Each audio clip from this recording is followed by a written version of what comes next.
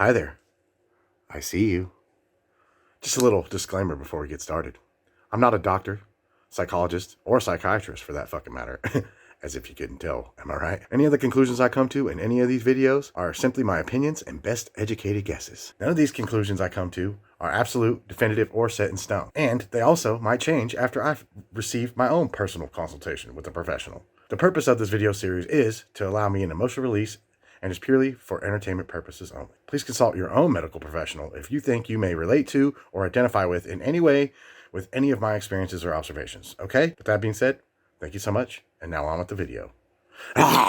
What's going on, everybody? It's your boy here, Merczilla, back at it again with another video in my journey to the mental health series. Not gonna lie, I'm not really feeling the name anymore. If you guys could help me out and let me know down in the comments below, come up with a better one. Might end up changing all the titles, descriptions, thumbnails, all that jazz, okay, to reflect the new name change, all right? If I find one that I do like, we might end up using it. So help me out. It'd be greatly appreciated. Today's episode has weighed heavily on my heart and mind for almost 4 decades now. From the moment I got this inspiration to make these videos, I knew that this video was going to have to be made. I've been wrestling with my feelings and anticipation ever since.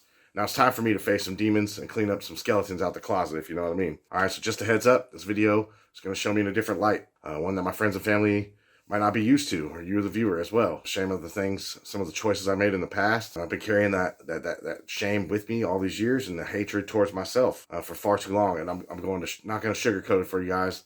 But in my opinion, my decisions were downright cold and villainous. I'm hoping that by the end of this video, my father and myself can forgive me for my past wrongs. So, when I began writing the script for this video, I knew it was going to be just a tad bit didn't, alright? Because I had a sudden change of heart. The subject matter for this is too significant just to read a teleprompter the entire time. So today's video is going to be just a little bit different. I've only scripted this first part here. I have also penned a letter and a poem to my father. The rest of the video runtime, I will be using bullet points just to make sure I don't forget anything of importance on the things that I wanted to touch on in today's video. My soul spoke to me and told me just to let my feelings flow out of my heart and out of my mind. And my pain would turn from raw emotion to words, finally be released once and for all. I didn't like the flow of the previous episodes. Reading from a teleprompter just seems too robotic for me and unnatural. Perhaps with more practice, I might become better. However, switching it up here may improve the content. So hey, let me know in the comments if it does, if you like this better. So I'm going to try to freestyle this one and see how it goes. If you've browsed my channel at all, then you've probably stumbled across some of my older content when I used to do the daily fortune cook videos. The fortune cook videos were all unscripted. Every one of them was just straight off the dome. The first couple are really bad. Don't watch those, okay? Don't watch those. But the end ones, you know, I learned to flow, you know what I'm saying? But without further ado, the title of this video is called Forgive Me My Father. So, where to begin with my father, right? I guess at the end would probably be the best place since it's the most complete and vivid memories I have of him throughout my whole life. So, let's see. The day was March the 20th, 2020. I was, going to the corner store. It was my day off. You know, I think I went and bought a blunt stick. I was smoking marijuana back in the day. Well, back in the day, 3 years ago-ish. So I went and bought some blunt sticks. I think I got some candy or something, you know. I was coming out of the store and I could hear sirens. I was just like, what the hell's going on, you know? I just got in my car and left and came back home. It's about, that was maybe about noonish. And about 3 o'clock, there was a knock on the door. I answered the door, and there just so happened to be a detective at the door. And, you know, so he asked me, you know, are you such and such? And I said, yes, I am. That's me, you know. He said, I regret to inform you, your father has passed away. He was killed this morning in a motorcycle accident. Entered an intersection at a high rate of speed, hit some sand, slid right into the side of a truck, and the impact broke his neck. He died on the scene before anybody could get there. What's crazy is, and I'll put the B-roll in there so you guys can see what I'm talking about. I was a few hundred yards from where it actually happened when I was at that corner store, and sirens I heard were the ambulance on the way there to try to save him. Of course, they couldn't save him really. So that day was March the 20th, like I said, 2020. His birthday was March the 31st, so he died just 11 days before his birthday. So the last few years before 2020, I mean, maybe 2017-ish, we finally, you know, kind of made an attempt to kind of rekindle our relationship. We hung out a few times. A few times we did hang out. I'd go pick him up, you know, in my car. He didn't have a vehicle. And, you know, I'd pick him up. We'd go out to the bar, which, you know, he didn't drink anymore. He was like an AA and NA and all that stuff. But, you know, he was cool with it. He was okay with it. You know, we were just going to shoot pool. It wasn't like we were really going to drink. I ordered a beer when I went there, but, you know, I wasn't like planning on staying and getting fucked up, you know, or anything like that. Just a, you know, beer to calm the nerves or whatever, you know. And each time I would order this beer, I would take a drink, and instantly, man, like instant headache, migraine. I would start feeling ill. So I would force myself to finish the PM at pool. I usually didn't even finish the beer all 3 times. Like I was just, man, my head was throbbing. It was crazy. I would end up taking him home. He lived like maybe 15 minutes away from the bar, not even. After I take him home, I would make my way home, and by the time I get home, I get inside, I go in the bathroom, and instantly start puking, and it was horrible. And then shortly after that, my head would feel better. Now my best guess from looking online to what that could have been is basically I had anxiety. I didn't know this at the time. I just thought like maybe it was a fluke. But like by that third time, I was like, something ain't right. This isn't normal. You shouldn't just be throwing up. It ain't right. So the last time I talked to my dad before he passed away, he had called me. I wasn't at work, so I actually answered his phone calls, which he oftentimes called when I was at work, and so I didn't answer. I answered the phone, said hello, and he asked me how I'd been. I said okay. I asked him how he was doing. He said not very good. He had relapsed, started smoking crack again, paid for a prostitute, and I guess she robbed him. So he was not in a good way. He felt like an idiot. Which, I mean, obviously, yeah, if you get robbed and, you're trying to be clean and whatnot, you're gonna feel pretty bad about that. I understand that. However, I was really disappointed in him, and I didn't handle that situation very well.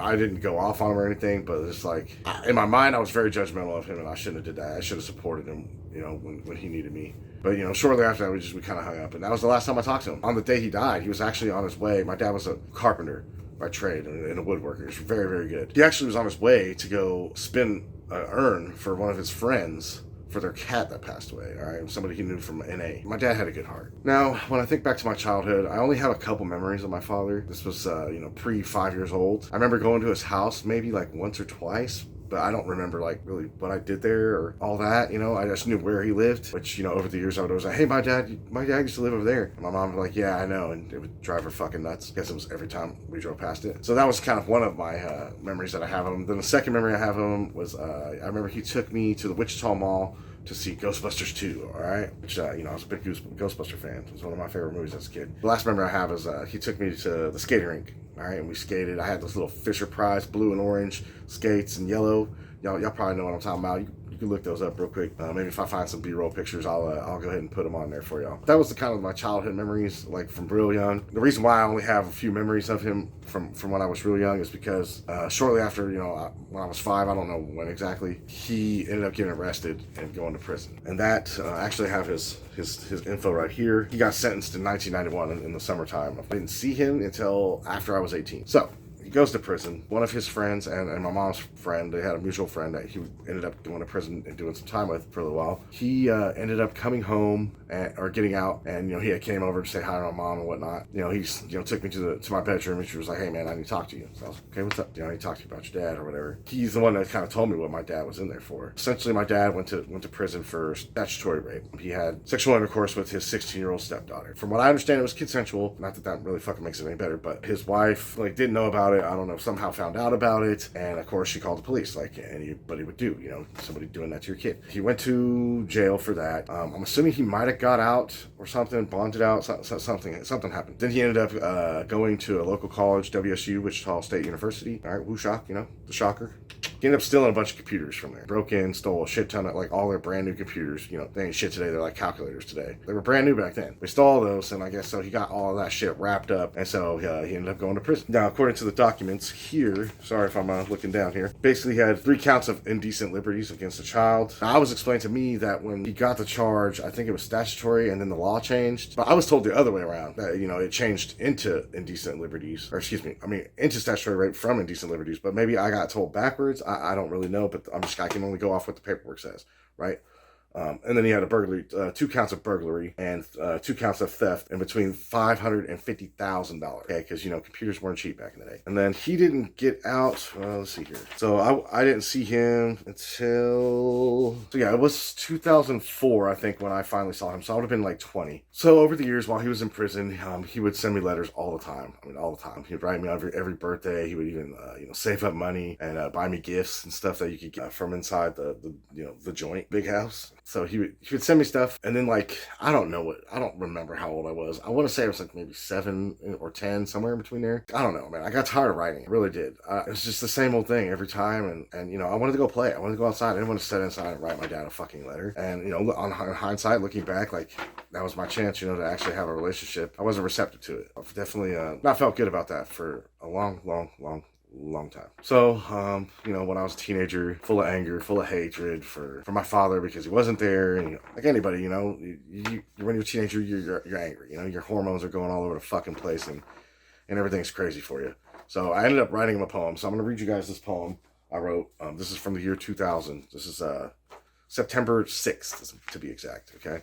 So if you'll bear with me. It doesn't rhyme or anything, okay? So don't expect anything like that. But here we go. It's been so long since I've seen your face. It's been so long since I've heard your voice. Where have you been, Dad? Where were you when I was born? Where were you when I was young? I needed you to be there for me. You weren't around at all. Why weren't you proud to be my father? You found out my mom was pregnant, so you ran? You were supposed to be there for me. Your little man. It hurts me to see others' sons and fathers together because you were never there. You hurt my mom a lot, but you hurt me more. You made me feel like I wasn't wanted, like some kind of accident. I'm not trying to rag on you because I don't know your story, but you should have taken responsibility for your action. I don't know what I would do if I saw you. I'm not sure if I would hit you for leaving me or hug you because I miss you. Hopefully, you're somewhere in that cell thinking about me, missing me just as much as I miss you. Time is the only thing that can heal my wounds.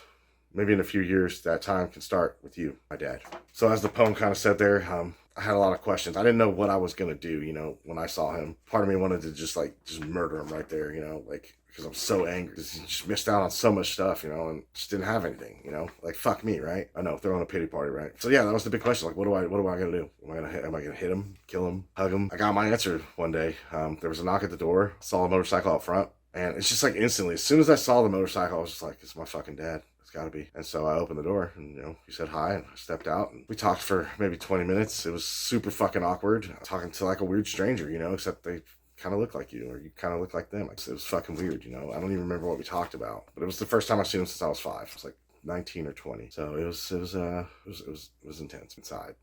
I mean, I probably didn't show that to him. I don't think we hugged or anything, but it was definitely very awkward. I'm sure he felt just as awkward as I did, but he ended up leaving it. That was the last time I saw him for a little while. He ended up going back to prison. So, like I said, I was very angry for a lot of the time as a teenager. I think I might have been 10 years old when I stopped writing him, maybe a little bit after that, 11. I was so upset, man. Fucking I hated it. Everybody else, I would always see people and other people's dads and a few guys that my mom, dated long term here and there. They did the best they could. I'm not knocking on them either. But anybody who has a dad, it's different. When you have both your parents and I'm not trying to throw a pity party. I don't want anybody's fucking pity or anything like that. I'm just trying to explain what was going through my mind at the time, right? But then eventually, as I got older, obviously after his death, even before his death a little bit, I felt guilty about, not writing him back all those years, how he must have felt sitting in that cell, thinking that his own kin won't even talk to him. And it weighed on me quite a bit. So I thought, what better way to end this video, guys, than with a letter to my father. So if you'll bear with me, I'm going to read it. Dear Father, hey Dad, long time no talk. I completely accept the blame for that, as it's ultimately my fault. I also want you to know that this letter is by far the most ironic thing I've ever done or been a part of in my life on so many levels. Allow me to elaborate. First off, the letters, the basis of our whole relationship. The majority of our communications were done through letters for obvious reasons. So it's ironic that I sit here now writing you this letter. Secondly, we never really had a real textbook relationship. You never got to teach me all the wisdoms that a father would teach or pass down to his son. Even though that makes me sad to think about, as I'm sure it does you too. Don't fret, Father, as you did teach me something. Every letter you wrote, you would make it a point to apologize to me. You would tell me how sorry you were for everything, how you fucked up, made bad decisions, and now had to face the repercussions of your choices and actions. You never tried to hide the wrongs you did. You wanted me to understand, so I didn't follow you down the same path. You inadvertently taught me compassion and empathy, but more importantly, the thing you taught me was how to apologize. How to hold myself accountable and responsible for my actions and do whatever I can in my power to make things right. The ironic part, the reason why I'm writing you this letter now, is to apologize to you. I want you to know that I'm sorry for not responding to the latter half of the letters you sent me. That was selfish and childish of me to not see things from your shoes. To realize you needed me and my support during your darkest time in life. I don't know how I could ever make it up to you, or if I even can. I know I can't undo my actions, but I hope you can forgive me someday. So at this point, you're probably wondering where my final point of irony is. Correspondence. Right? Well, much like I did to you by not responding to years worth of letters, I know you won't be responding to this letter either. I'm not going to lie. I feel like I deserve that from you. Call it what you will, poetic or karmic justice. It is what it is. That being said, I know in my heart you would have responded to this letter if I had ever written it or sent it in time. As you already know, you'll never receive this letter because you're no longer here. You passed away 11 days before your birthday back in 2020 from a motorcycle accident. Even more ironically, I was 150 to 200 yards away when it happened and could hear the sirens coming and completely oblivious to the fact until I got the knock on my door 3 hours later. Correspondence. I guess this one will be the last one, huh? Better late than never, they say. Not sure that fits or else this situation. Thanks for loving me unconditionally, Dad. Even when I gave up on you,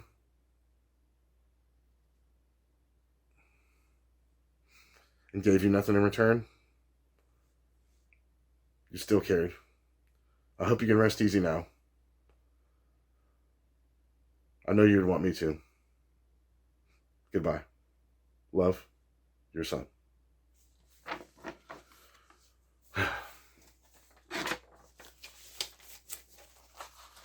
So in conclusion, I know I didn't really go over any things psychology-wise in this video. This wasn't really the purpose of this video. The purpose was to release things that I've been holding with me for a long time. Things that have kept me angry inside at myself. And hopefully now I can actually move on. So I don't really know how to end this. Thank you for watching, guys. Like, subscribe, all that jazz. Yeah, it's been real. Thanks.